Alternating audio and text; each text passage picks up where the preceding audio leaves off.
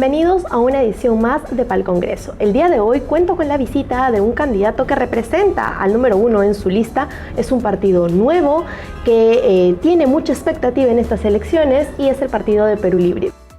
Bienvenido, Jorge González, ¿cómo estás?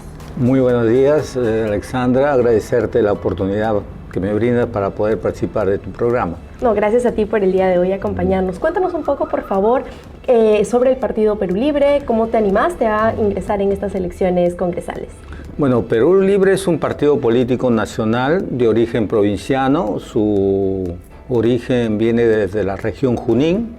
El líder fundador es un médico cirujano, neurocirujano, el doctor Vladimir Cerrón Rojas. Bueno, y recibimos nosotros la invitación de parte de él para poder acá construir una base en la región Lambayeque. Y ya lo hemos hecho participando en las elecciones municipales, ¿no? Ahora lo estamos haciendo en estas elecciones congresales complementarias. Y lo que más resalto de Perú Libre es que es un partido netamente provinciano y que lucha por defender los intereses de las regiones del país. Quizás somos el único partido que estamos defendiendo, por ejemplo, una real descentralización económica, financiera y administrativa. Puesto de que hoy en día el presupuesto nacional del PBI, el 70% se está quedando en el gobierno central, es decir, en Lima, y solamente el 30% está destinado a las regiones y a los gobiernos provinciales de todo el país, imagínate. Entonces esto es injusto, es inequitativo, no es, diría yo, valga la redundancia, equitativo para todo. Entonces lo que estamos planteando es de que se revierta esta proporción, que el 30% se quede para el gobierno central, ¿no?, en Lima, y el 70% vaya a distribuirse entre las regiones y los gobiernos provinciales. Yo creo que las regiones hoy en día tienen muchas necesidades y por lo tanto hay que incrementarles sus presupuestos.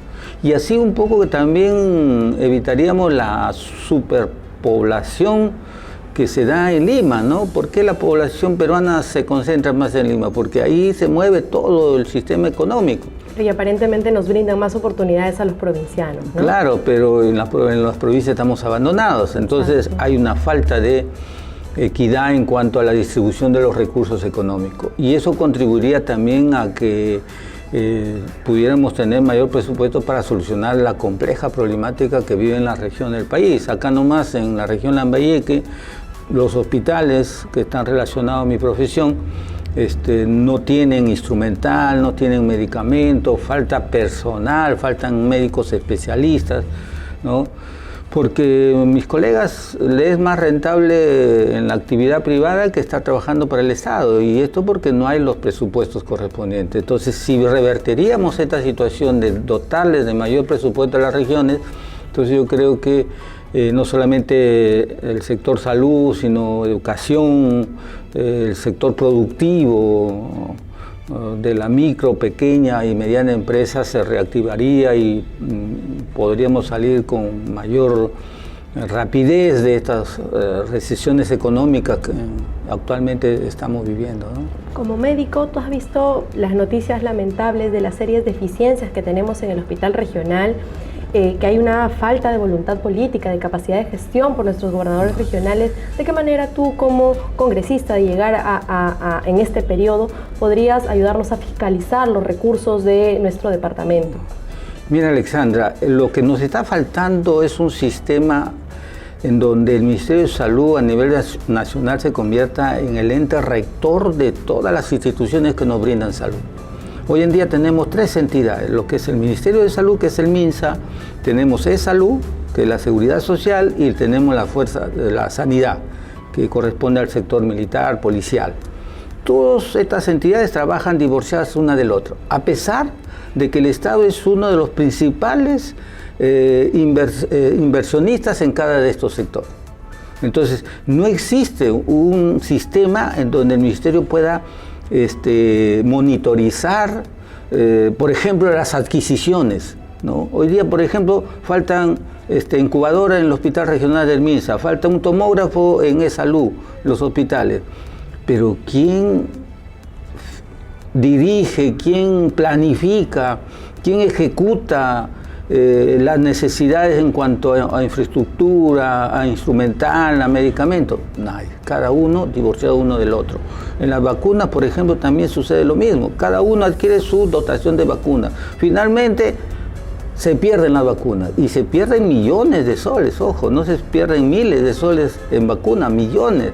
Entonces, como que no hay un sistema que planifique, que monitoree, que fiscalice, que ejecute una serie de procesos en estas tres entidades. Y por lo tanto la calidad de la atención también decae, ¿no? Y el otro aspecto en la salud es de que hay una mala planificación. Como no hay un ente rector, no se planifica nada, ¿no? Y, por ejemplo, hoy en día hay el anuncio de que hay SIS para todos, ¿no? El Seguro Integral de Salud para todos. El Ministerio de Salud ya de por sí está atendiendo 2/3 de la población en cuanto a atención de salud. 1/3 lo atiende la Seguridad Social de Salud y la Sanidad. Sobre el MINSA recae la mayor cantidad de población que se atiende. A esto hay que agregarle esta propuesta de la seguridad universal para todos. Y ojalá esto estuviera acompañado de dotarles de un mayor presupuesto a los hospitales, establecimientos de salud. No, con el mismo presupuesto que quieren que nos atendamos a más población. Particularmente cuando yo escuché esa declaración de nuestro presidente, lo único que me vino a la mente era que una propuesta populista para tratar de mantener contenta a la población, pero saturo el sistema de salud sin brindarle de mejores condiciones, ¿no? Claro. Entonces empeoro las condiciones de atención. Exactamente, y pareciera, ojalá que me equivoque, es de que la intención es de que empeore la atención o la calidad de la atención en salud, especialmente los hospitales, porque hay un proyecto de privatizar los hospitales. Lo cual incrementaría los costos enormemente y para nuestros vecinos, para nuestra comunidad que no tiene de repente la misma cantidad de recursos de acceder a salud sería imposible. Ya hay intento de privatizar los hospitales. En Lima, por ejemplo, el Hospital 2 de Mayo ya ha habido un intento de privatizarlo, el Hospital Loaiza lo mismo. Lo que más bien están creando como parte de este proceso de privatización es las famosas APP, las alianzas público-privadas, que ya están introduciéndose en los hospitales. En el Hospital Loaiza, por ejemplo, ya hay una clínica privada dentro del mismo hospital, que cuando la afluencia de pacientes no es abastecida por la entidad estatal, prácticamente son derivadas a la clínica que está dentro del hospital. Que claro, los costos quizás sean menos que una clínica privada en sí, pero aún así ya se elevan los costos. Entonces, ojalá que esto no suceda, como muy bien tú lo has dicho, privatizar la atención de salud a la gente que no tiene trabajo, la que no tiene un sueldo regular, estable, entonces sería catastrófico, ¿no? Y esto tiene que ver también mucho con lo que se estipula en la Constitución, ¿no? En la actual Constitución, por ejemplo, limita al Estado de participar en la oferta de servicios. Pero tiene una función subsidiaria, ¿no? Nada más. Y le quiere dar la responsabilidad en cuanto a la atención en los servicios de salud a la parte privada. Y el Estado dejarlo en su mínima expresión. Eso es lo que estipula la actual Constitución. Entonces hay una tendencia a que el Estado se reduzca al mínimo, lo cual también es contraproducente porque los conflictos sociales van a surgir y va a haber convulsión social y ojalá que yo no quiera, no lleguemos a lo que está sucediendo en Chile, por ejemplo, ¿no? Lo que está sucediendo en la misma Bolivia o en el mismo Colombia actualmente, ¿no? Y en la misma Argentina, donde ha habido también tensiones sociales muy grandes. Y lo que está sucediendo en Europa, ¿no? No sé si estás en la noticia, en Francia, por ejemplo, hay una huelga nacional de los agricultores, de los ganaderos en Francia. Entonces, esta actual Constitución no le permite al Estado participar del proceso productivo, del proceso industrial, de la oferta de servicios de mejor calidad. Y por eso Perú Libre está planteando un cambio de Constitución, por estos motivos y por otros también. El cambio de constitución no es un antojo nuestro, no es una cosa jalada de los pelos, no, porque hoy en día, especialmente en el capítulo económico, el Estado es un simple observador y no puede participar. Por ejemplo, en las altas tasas de intereses en cuanto a los préstamos de consumo o al uso de tarjetas, que en donde las tasas pues son altísimas, préstamos de consumo que llegan al 70-80% de interés, ¿no? Y el Estado no puede decir, bueno, aquí hay un límite, porque la Constitución se lo prohíbe. Claro, la libertad empresarial de la oferta y la demanda. Entre comillas, la libertad empresarial, pero que está manejado por monopolios financieros, ¿no? Aquí hay bancos, 2, 3 bancos que manejan todo el sistema financiero. Entonces, también no me digan que no hay monopolio, existe el monopolio. Y eso sí está prohibido por la Constitución. O sea, no tanto prohibido, pero sí bajo observación del Estado. Y el Estado simplemente puede denunciar, puede conversar, pero no prohibir. O sea, el Estado está maniatado actualmente. ¿Qué le dirías a la población respecto a ello, que muchas veces o por años se ha considerado que el Estado es un mal administrador de los recursos? Mira, Alexandra, ese mito, porque es un mito, lamentablemente se ha creado esa imagen, esa idea en la población por los partidos políticos tradicionales que nos han gobernado. ¿Cuál ha sido la característica principal de estos partidos? Entrar al gobierno y meter toda su gente de su partido. No les ha interesado su capacidad, no les ha interesado su preparación, sus valores. Era suficiente tener el carnet del partido y todos ingresaban al aparato del Estado. Entonces es lógico pues, que gente sin preparación, sin experiencia, sin capacidad, y le den a que dirija una determinada institución, un determinado sector de la administración pública, lo va a hacer mal. Eso ha sucedido, por ejemplo, con la educación, ¿no? ¿Cuándo se deteriora la educación pública? Yo me he educado en instituciones públicas, tanto la primaria como la secundaria, y luego yo he salido fuera del país, yo he terminado mi carrera de medicina humana en Rusia, en la ex Unión Soviética, y mira, cuando yo llego a Rusia, me toman un examen previo para ver a qué nivel estaba, y el nivel que tenía era alto. Hasta yo mismo me sorprendía porque yo podía responder las preguntas que la entidad universitaria rusa me hacía. Entonces, ¿qué significa esto? De que nosotros en entidades públicas hemos tenido una buena preparación, hasta los años 70 quizás. A partir de los años 80 comienza a deteriorarse. ¿Y por qué? Porque la APRA en su primer gobierno comenzó a cooptar todas las entidades del Estado. A mercantilizar todos los servicios del Estado. Y uno de ellos fue la educación, ¿no? Yo me fui de acá en el año 80, regresé en el 87, y yo en mi localidad, por ejemplo, yo soy de Monsefú, veía amigos, conocidos, que no eran los mejores alumnos, por decirlo menos, en los colegios, pero ya estaban de profesores. Entonces, ¿qué calidad educativa podrían recibir nuestros niños a partir de esa época? Entonces, ese mito de que el Estado es un mal administrador, de que el Estado no puede manejar instituciones, es un mito. Yo creo que deberíamos crear sistemas en donde cualquier partido que llegue al gobierno tenga filtros a través de leyes, para que no todos pues, de ese partido que haya ganado las elecciones pues ingresen a la administración pública, sino tengan, diría yo, condiciones para que puedan ingresar, ¿no? Y por ahí podemos ir mejorando la calidad o ¿cómo se llama? La buena administración de todas las entidades del Estado.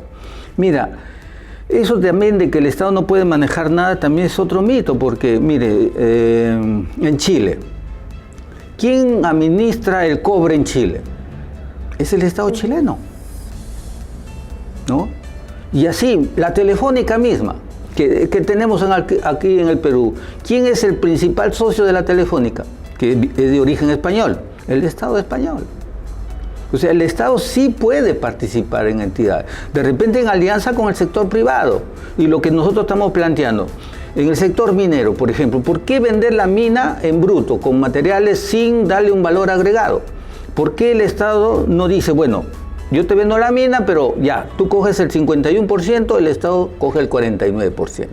Tú lo diriges, tú ves todo el proceso productivo, etcétera, etcétera.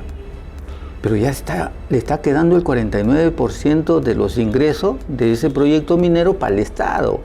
Yo creo que, mira, el Perú está plagado de oportunidades perdidas. El Perú es un país muy rico, ha tenido épocas de mucha bonanza que no ha sido aprovechado.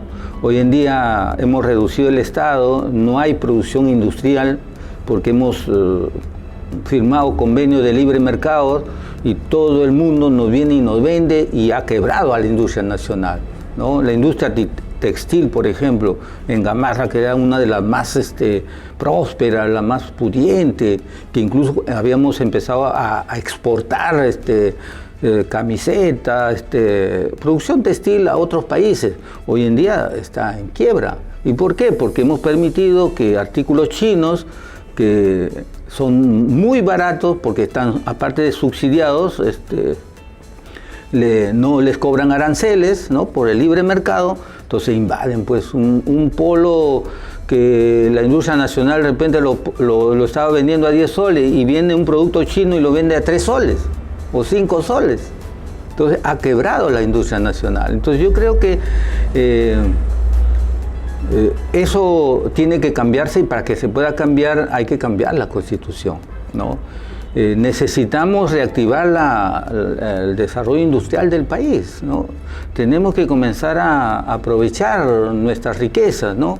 Cuando yo decía que el Perú es un país de las oportunidades perdidas, es porque en algún momento nosotros hemos podido alcanzar un mayor desarrollo, desde la época de la guerra con Chile, por ejemplo. El Perú era uno de los principales exportadores del guano de las islas, porque era una riqueza natural que lo teníamos.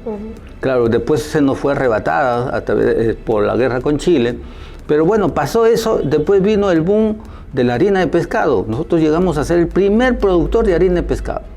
Abrimos nuestro mar y todo el mundo viene acá a pescar y nos dejaron sin producción de harina de pescado. ¿Qué pasa con todas nuestras materias primas, no? Y ahora con el boom minero. Tenemos oro en todo el territorio. Pero ¿qué está pasando con la producción minera? De que ojalá viniera pues y utilizara adelantos tecnológicos en cuanto a la explotación mineral, que otros países lo están haciendo, pero acá no lo quieren hacer porque les crea mayores costos. Y el inversionista quiere pues no gastar mucho y sacar el máximo de ganancia. ¿Y por qué? Porque los gobiernos de turno se lo permiten. Los intereses personales incluso de muchos de claro, estas personas congresistas, que invierten en estas empresas. Y congresistas que están ligados a la minería ilegal o que han dado sus cupos a los partidos que han ganado y han llegado al gobierno de parte de los mineros ilegales, entonces no son tocados, ¿no? Y aparte de los escándalos, pues que las grandes empresas han financiado las campañas presidenciales de los principales partidos, llámese el Partido Fujimorista, el APRA, PPK, hasta el mismo Acción Popular, ¿no? Que hoy día quiere lavarse la cara y decir que es el partido más honesto, cuando hay muchas cosas que decirles. Entonces, eso ha permitido que lleguemos pues a esta crisis moral, porque en realidad estamos pasando una crisis moral, especialmente dentro de la política. Y lamentablemente también, valga la redundancia, la sociedad peruana se ha contaminado de esta crisis, porque estudios de algunas entidades a través de encuestas, a través de estudios sociales que han hecho, se habla de que la sociedad peruana en su 70-80% es una sociedad corrupta. Claro, y a nivel de Latinoamérica, lamentablemente estamos... Y somos uno de los países más ricos, claro, más corruptos. Sí, sí. Entonces, pero ese es reflejo de la parte política y económica en la cual vivimos. Entonces yo creo que si queremos salir de esta crisis, si queremos cambiar el rumbo, ¿no?, al desarrollo del país, tenemos que optar por nuevas opciones políticas, por nuevos liderazgos.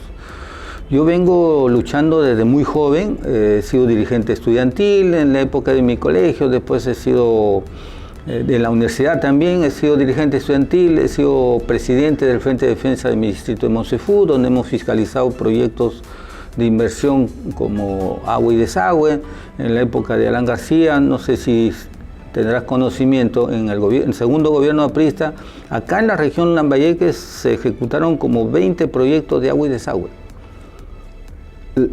Quizás 17, 18 de esos proyectos no sirven para nada. Y se han invertido cientos de millones de soles. Dígame, yo lo pregunto, nosotros somos tan ricos para estar botando así la plata. A mí me duele. En Monsefú se ha invertido, hay un proyecto de agua y desagüe que hasta ahora no lo culmina y recibimos el servicio de agua a cuentagotas, ¿no? Que ni siquiera puede subir a la ducha. El agua para uno bañarse tiene que uno estar utilizando su baldecito y su jarrita. Y se van invirtiendo ya más de 50 millones y no pueden solucionar el problema de agua. Y ese proyecto en su oportunidad, nosotros lo denunciamos que estaba sobrevalorado.